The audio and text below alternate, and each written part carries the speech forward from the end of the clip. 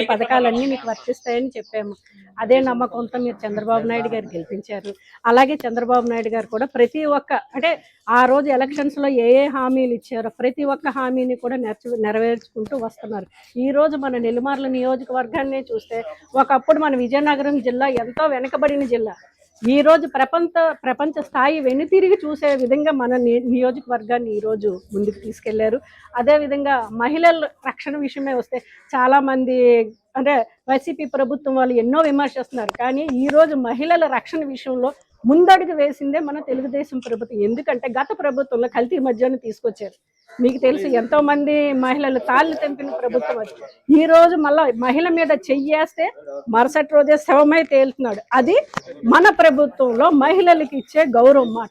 అలాగే అదే విధంగా మహిళలకు ఉచిత బస్సు ప్రయాణం ఒకటి పెట్టారు. మీకు తెలుసు ఈరోజు మనం ఎక్కడికి వెళ్ళాలన్నా ఫ్రీగా ఉచిత బస్సు వెళ్తున్నాం. అలాగే డ్వాక్రా గ్రూపులు మొట్టమొదటిసారిగా మనకు పెట్టింది ఎవరు? మన చంద్రబాబు నాయుడు గారు. ఇదే విధంగా మన మహిళలకు ఎన్నో అసలు ఈ పార్టీ స్థాపించింది మహిళల కోసమే. మహిళలకే ముందు పెద్ద పీట వేస్తున్నారు. అలాగే ఉచిత గ్యాస్ సిలిండర్స్, సంవత్సరానికి 3 గ్యాస్ సిలిండర్స్ వస్తున్నాయి కదా. అలాగే మీ బిడ్డలకి ఎంతమంది పిల్లలు? పెద్దలు పెళ్ళిళ్ళు మనవరాలు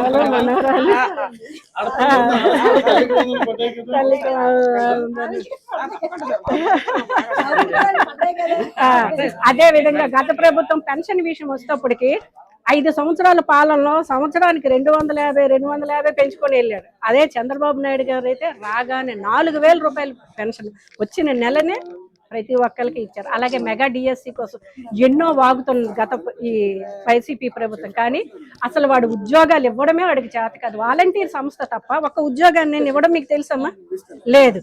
అలాంటిది చంద్రబాబు నాయుడు గారు ఉద్యోగాలు ప్రవేశపెట్టి దాన్ని కూడా విమర్శిస్తున్నారు. కాబట్టి మళ్ళీ రాబోయే ఎలక్షన్స్ అలాంటి ప్రభుత్వాన్ని మరి ఎంచుకోకుండా మళ్ళీ చంద్రబాబు నాయుడు గారిని గెలిపించి లోకల్ ఎలక్షన్స్ లో కూడా